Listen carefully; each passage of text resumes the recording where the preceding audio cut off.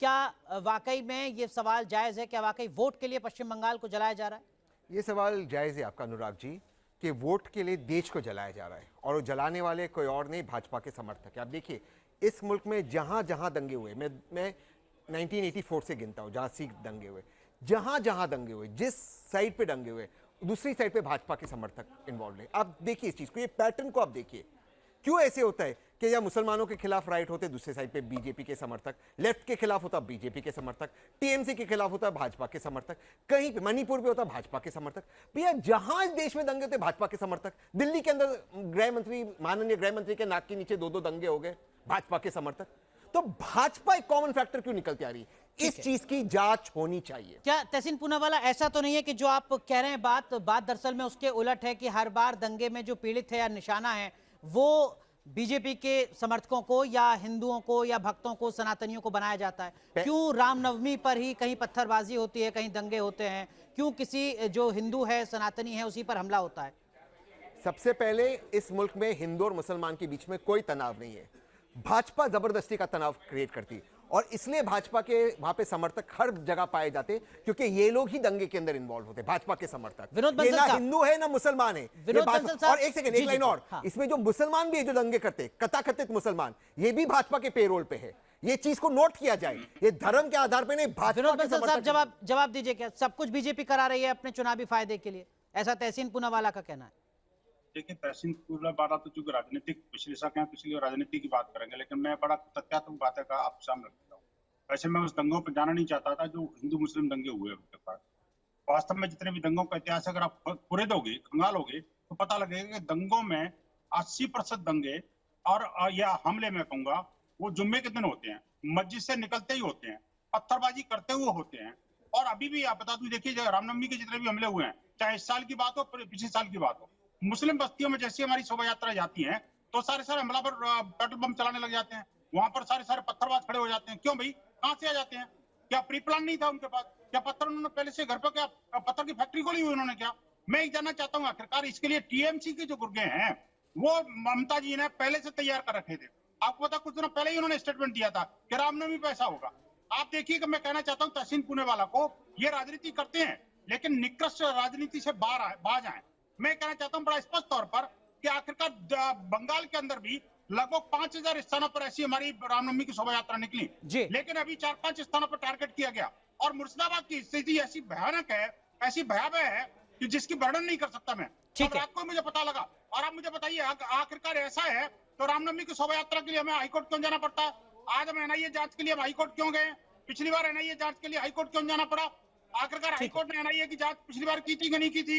और पिछले फरवरी में ही 16 जिहादियों को गिरफ्तार किया था कि नहीं किया था? आखिरकार एनआईए को इंटरव्यू क्यों करना पड़ता है? राज्य सरकार क्यों फेल हो जाती है? बिल्कुल ठीक है। तहसीन पूनावाला, जिहादी हमलावर क्यों रहते हैं? विनोद बंसल साहब सुन लेते हैं, केवल तहसीन पूनावाला और विनोद बंसल साहब। तहसीन, मैं एक ही सवाल पूछ रहा हूं, इस सवाल का स्पष्ट जवाब दे।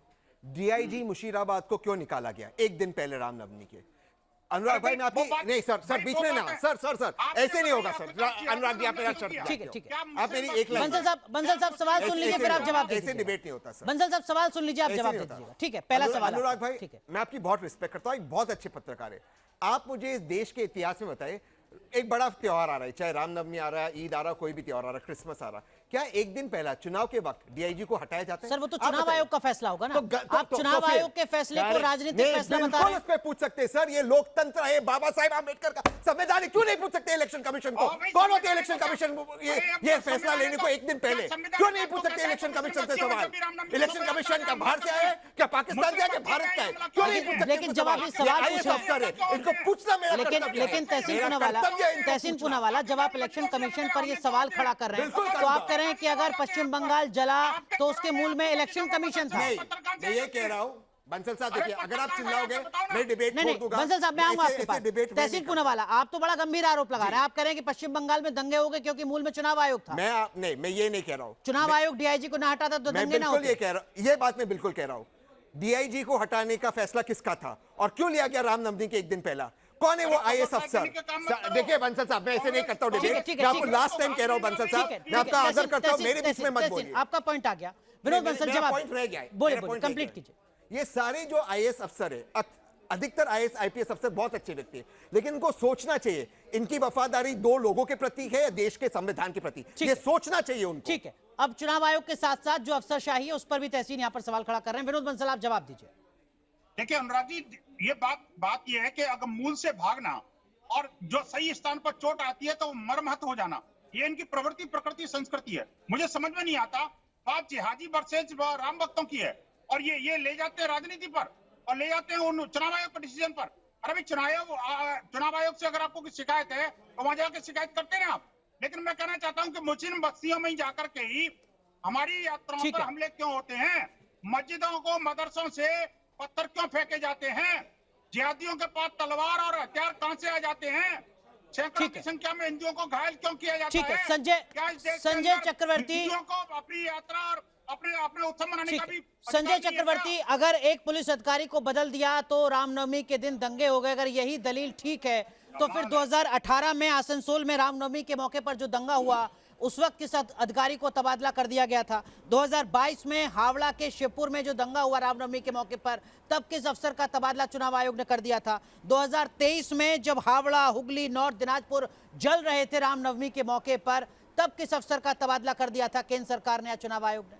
ये तो विफलता आपकी है सर, लॉ एंड ऑर्डर आपका सब्जेक्ट है। संजय चक्रवर्ती, मैं विश्व हिंदू परिषद के जो प्रवक्ता है, मैं उनके एक वीडियो दिखाना चाहता हूँ। जरा ये वीडियो देखिए। जी देख रहे हैं, बताइए भी आप क्या है वीडियो देखिएगा। ये 1000 से 1000 हो, लाख हो, आप मंदिर बना लो, लेकिन जो है राम भक्तों का तथाकथित राम भक्तों को जो है, ये इनको मस्जिद के सामने डांस करने में सबसे ज्यादा मजा आता है। ये जाएंगे मस्जिद के सामने, वहां उस्काएंगे, डांस करेंगे, वहां पे जाकर के झंडा लगाएंगे। बीच में मत बोलिए, बीच में मत बोलिए, बीच में मत बोलिए, बीच में मत बोलिए, बीच में मत बोलिए, बीच में मत बोलिए। मैं आपके बीच में नहीं बोल रहा, मैंने तुरंत आपके सामने वीडियो पकड़ा दिया तो नहीं, वीडियो पकड़ा दिया तो आप आग लग गई ना अंदर, लगी ना, मिर्ची लगी आपको। जैसे वीडियो दिखाया मिर्ची लग गई ना, बड़े हिंदू कर रहे थे। बंसल साहब सुन लेते हैं एक बार। संजय चक्रवर्ती अपनी बात कंप्लीट कीजिए। लेकिन अगर आप बता रहे हैं कि साहब देखिए ये मस्जिद के बाहर नाच रहे थे, तो भी तो अगर दंगा हो रहा है, कोई राज्य का, कोई शहर, कोई जिला, कोई गांव जल रहा है, तो बेसिकली तो वो राज्य सरकार के ऊपर सवाल उठेगा, लॉ एंड ऑर्डर पर सवाल उठेगा। राज्य पुलिस क्या कर रही थी? बिल्कुल उठेगा। मुर्शिदाबाद में तो दंगा ही नाच रहा था भाई। 101 नंबर से उठेगा। अरे शांत हो जा भाई, या तो इनसे डिबेट करा लो। नहीं, बोलिए चक्रवर्ती। इनको चुप ही नहीं हो रहे हैं। बोलिए चक्रवर्ती जी, अपनी बात कंप्लीट कीजिए। आवाज इनकी डाउन करिए पहले। नहीं, आप बोलिए, अपनी बात कंप्लीट कीजिए। मैं कह रहा हूं कि अगर इस बार किसी अधिकारी का तबादला हुआ तो पश्चिम बंगाल में 18, 22, 23, 24 हर बार क्यों दंगा होता रहा रामनवमी? अरे मैं कैसे बोलूं? अरे मैं बोलूं कैसे? ये बंदा चुप ही नहीं हो रहा है। हाथ बोलिए। देखिए, पहली बात तो ये है, 2 दिन पहले जब ममता दीदी ने वार्निंग किया था कि वहां पे ऐसा सिचुएशन है, क्योंकि इनपुट आता है, मुख्यमंत्रियों के पास इनपुट आता है, वहां कुछ हो सकता है। लॉ एंड ऑर्डर हमारे पास नहीं है, चुनाव आयोग के पास है। लॉ एंड ऑर्डर जब चुनाव आयोग के पास है, डीआईजी को वहां से हटाने का क्या मतलब था? कोई मतलब नहीं था। एक नया डीआईजी आया है, वो उसको उस गलियों के बारे में पता नहीं है, वो देखेगा क्या? अब आते हैं सबसे महत्वपूर्ण क्वेश्चन पे। जब दंगा शुरू हुआ, जिस समय दंगा शुरू हुआ तो उसकी वीडियो रिकॉर्डिंग हो रही थी। वीडियो कौन सा मीडिया पहुंचा था, कौन सा मीडिया चैनल पहुंचा था कि वहां से वीडियो रिकॉर्डिंग होती है? इसका मतलब वो प्री प्लान था। भारतीय जनता पार्टी के लोग थे, वो वीडियो रिकॉर्डिंग कर रहे थे, बमबाजी हो रही है, वहां पे आग जलाई जा रही है, तो ये भारतीय जनता पार्टी के लोग कर रहे थे और वहां पे बाकायदा सौरभ सिकदर, अधीर रंजन चौधरी साहब का भी एक बयान आया जिसमें उन्होंने कुछ इसी तरीके की बात कही। वो घेर रहे हैं भारतीय जनता पार्टी को और टीएमसी को। अधीर रंजन चौधरी वो कह रहे हैं कि हिंसा पहले से तय प्लान का हिस्सा लगती है, और अब टीएमसी के प्रवक्ता भी इस तरीके का सवाल खड़ा कर रहे हैं। एक बड़ी क्लास है जो कह रही है कि ममता बनर्जी तो बदल चुकी हैं। अब ममता बनर्जी तो सरकारी पैसे से मंदिर बनवा रही हैं, उनको रिनोवेट करवा रही हैं। पहली बार ऐसा हुआ कि रामनवमी पर छुट्टी का ऐलान किया ममता बनर्जी ने। वो दंगा का हिस्सा कैसे हो सकती हैं? सौरभ सिकदर। अनुराग जी, मैं सबको सुन रहा था धैर्य से। सबसे विनती है मेरे बीच में ना बोले। बोलिए। देखिए, यहाँ पे बार बार जो बात किया जा रहा है कि डीआईजी को क्यों हटाया गया, निर्वाचन आयोग ने डीआईजी को क्यों हटाया। ये रामनवमी का जो जुलूस निकला था, हाईकोर्ट से ऑर्डर से निकला था, हाईकोर्ट ने गाइडलाइन, हाईकोर्ट ने उसके साथ ये भी बोला था कि अगर पुलिस से संभाला नहीं जाता है वहां पे सेंट्रल फोर्स को बुलाना चाहिए, और सेंट्रल फोर्स अभी बंगाल में बहुत सारे मौजूद। जी, पुलिस मौका वारदात में था और पुलिस इस पूरे घटना देखते रहे, पुलिस ने कंट्रोल करने का कोई कोशिश नहीं किया। क्यों सेंट्रल फोर्स को नहीं बुलाया गया? सेंट्रल फोर्स का मदद क्यों नहीं लेकर लिया गया? और दूसरी बात, जहां पे मुख्यमंत्री खुद 2 दिन पहले बोलते हैं कि वहां पे दंगा हो सकते हैं, तो अगर ये बोलने का इसका मतलब उनके पास पूरा इंटेल था। ठीक तो है। जब उनके पास पूरा इंटेल था, उसने वहां पे सेंट्रल फोर्स तैनात करने का मांग क्यों नहीं किया? ठीक है। जो जिसका दंगा करने का इरादा नहीं होगा, वो तो चाहेगा कि ठीक सुरक्षा है। व्यवस्था कड़ी से ठीक है कड़ी रहे। तहसीन, बीजेपी वहां के पे प्रवक्ता क्यों यहाँ पर सेंट्रल सवाल फोर्स खड़ा नहीं कर रहे तैनात किया हैं, गया? और दंगा हो सकता है ये जानकारी तो लोकल इंटेलिजेंस यूनिट के लेवल पर जुटाई जाती है, चौकी के वीडियो लेवल पर कैसे बना? जुटाई जाती है, सर, वीडियो और एक कैसे पुलिस बना? में पूरी पहले तो ये हायरार्की होती है, बताइए। डीआईजी तो बहुत सीनियर लाइव ऑफिसर वीडियो होते हैं। बना कैसे?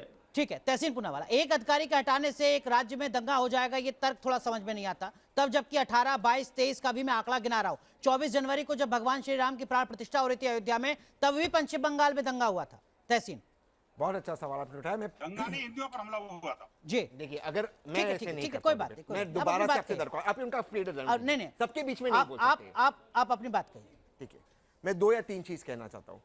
बीजेपी के प्रवक्ता सौरभ भाई ने कहा कि सेंट्रल फोर्सेस वहां पे मौजूद थे।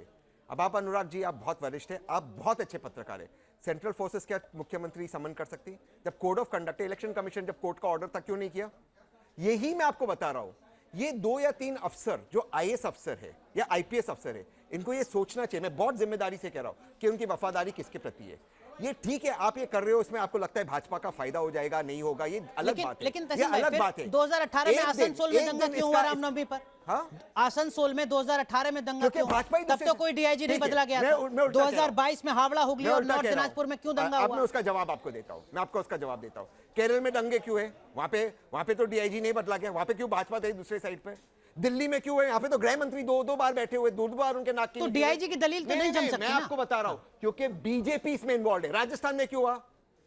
कर्नाटका में क्यों हुआ? मैं ये जान रहा हर हूं, जगह तो फिर- बीजेपी वाले क्यों? इसलिए मैं कह रहा हूं, अपने इसका अफसरों मतलब को हटाओ। डीआईजी का तबादला होना ना होना ये तो मायने नहीं बिल्कुल रखता। नहीं, बिल्कुल वो मायने राज्य रखता जहां है, पर पिछले बिल्कुल 5 मायने साल रखता में है, 4 बार बिल्कुल। दंगे हुए हों, वहां एक बार अगर एक अधिकारी का तबादला नहीं, होता है किसी क्योंकि कारण से, डीआईजी तो जो वो होता- दलील तो नहीं हो सकती। क्योंकि the buck stops at DIG. ठीक अगर डीआईजी होते तो ये दंगे नहीं होते, वो ठीक चाहते है। थे दंगे विनोद हो। बंसल साहब, एक और पहलू है इसका, राजनीतिक पहलू है, आप अपने हिसाब से विश्लेषण कीजिएगा। पश्चिम बंगाल की 13 लोकसभा सीट ऐसी है जहां पर 30 से 60% मुस्लिम मतदाता है। पश्चिम बंगाल की 28 लोकसभा सीट ऐसी हैं जहां पर 20% मुस्लिम मतदाता है। मुर्शिदाबाद भी उन्हीं सीटों में से एक है। क्या आपको लगता है कि एक पक्ष को साधने की कोशिश यहां पर की गई, जिसके चलते एक के बाद एक जो क्रोनोलॉजी है 18, 22, 23, 24 वो हो रही है? अनुराग जी, बिल्कुल आपने बिल्कुल डिबेट के अंतिम चरण में मुझे लगता है बहुत बड़ी गंभीर बात आपने कही है। वास्तविकता यही है। मैं कहना चाहता हूँ, आखिरकार देखिए, ये डीआईजी को और इसको जो है किसी को भी आप आरोपी साबित कर दो, लेकिन मैं कहना चाहता हूँ, आखिरकार दीदी ने ऐसा क्यों कहा था कि रामनवमी पर दंगे होंगे? आखिर इसका मतलब पता था, और आखिरकार इनको पता था कि जब हाईकोर्ट ने, जब भी हमारी कोई यात्रा होती है, जब भी हमारी कोई उत्सव आता है, तो हमें हाईकोर्ट में जाना पड़ता भाई। और हाईकोर्ट की परमिशन से हुई यात्रा की क्या सुरक्षा की गारंटी सरकार की नहीं है क्या? इलेक्शन कमीशन पर अपने पापों को ठीकरा फोड़ना, ये ठीक नहीं है। ये पूरी तरह से नैब हो चुका है। पिछली बार भी आप देखिए, पिछली बार तो इलेक्शन कमीशन नहीं था, पिछली बार हमारे ऊपर हमले क्यों हुआ भाई? आखिरकार सुनिश्चित तरीके से मुस्लिम बाहुल बस्तियों में क्यों हुए? किसी हिंदू बाहुल बस्ती में तो कभी हमला नहीं, टीएमसी के समर्थक कह रहे हैं कि जब आप मस्जिद के आगे जाके नाचेंगे तो क्या होगा, जब आप उन्हें उकसाएंगे तो क्या होगा? नहीं, क्या उकसने के लिए वो हमारे ऊपर हमला कर देंगे क्या? मेरे मंदिर के सामने आकर को नाचे तो मुझे तो पुष्पवर्षा करनी चाहिए। ये बेवकूफी वाली बात है। क्योंकि मंदिर के मस्जिद के सामने नाच रहा है तो कोई आप उसको हमला करोगे? कोई वीडियो दिखा दीजिए जब मंदिर के सामने मुसलमान नाच रहा है। एक वीडियो दिखाइए, एक वीडियो। 25 करोड़ मुसलमानों ने अभी ईद मनाई, एक वीडियो दिखाइए जहाँ पे मंदिर के सामने कोई मुस्लिम नाच रहा था, वहाँ डीजे बजा रहा था, वहाँ उनका झंडा लगा रहा था। एक वीडियो पूरे देश भर के अंदर कहीं से भी निकाल के दिखा दीजिए। अरे सर, झूठ मत बोला करिए फालतू में, बिना मतलब झूठ मत बोलिए।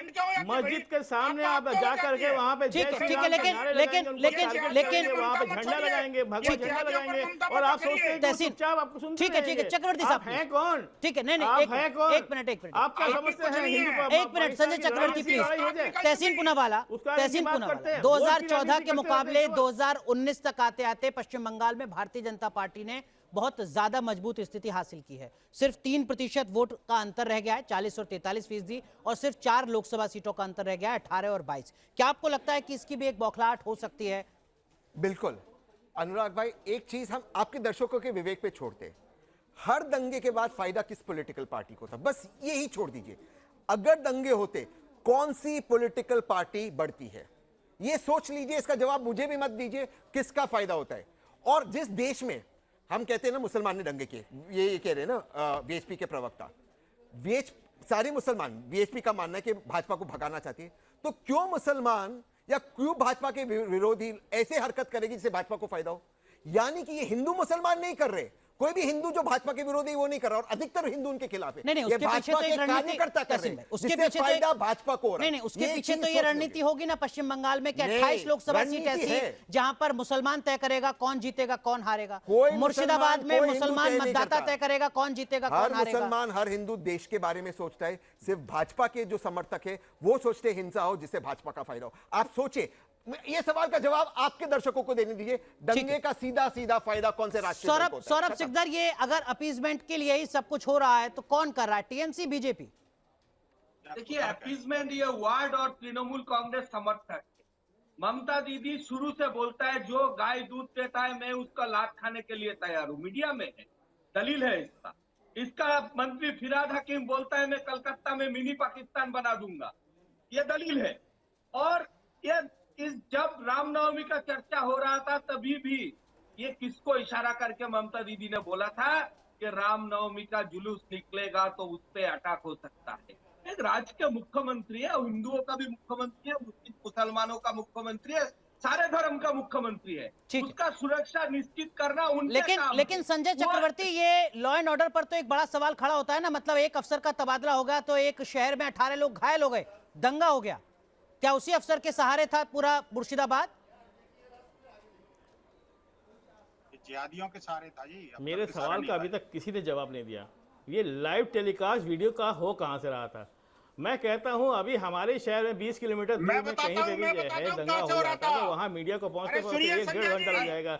और ये जो लाइव टेलीकास्ट हुआ था, ये अमित मालवीय कहां से पहुंचा, ये कैसे पहुंचा अमित मालवीय के पास, ये कैसे पहुंचा ये कैसे पहुंचा शुभेंदु अधिकारी के पास, ये कैसे पहुंचा जहां पे हाईकोर्ट ने 200 लोगों को इजाजत दी थी वहां पे 2000 लोग कैसे आ गए? ये सब बातें नहीं बताएंगे ये सारे के सारे लोग जो है पूरी तरीके से पहले से वहां पे कैमरे सेट करके बैठे हुए थे। किस जगह पे बम फटने वाला होगा, आप बम देखिएगा, बम फटने का जो है बाकायदा वीडियो बना है कि उनको पहले से पता था यहाँ बम फटने वाला है, ठीक है विनोद बंसल साहब, प्लीज यहाँ पे लाठीचार्ज होने वाला है। संजय चक्रवर्ती, मैं अपने सवाल को एक बार फिर दोहराता हूँ। संजय चक्रवर्ती, मैं अपने सवाल को एक बार फिर दोहराता हूँ। क्या एक डीआईजी के सहारे ही मुर्शिदाबाद या पश्चिम बंगाल था कि एक अफसर का तबादला हो और 18 लोग घायल हो जाएं, दंगा हो जाए? देखिए, पहली बात तो ये है कि अगर प्रधानमंत्री ना हो तो अगर देश कैसे चलेगा, किस तरीके से चलेगा? मेन तो एक शहर का जो है कप्तान जो होता है डीआईजी होता है, ठीक है ना।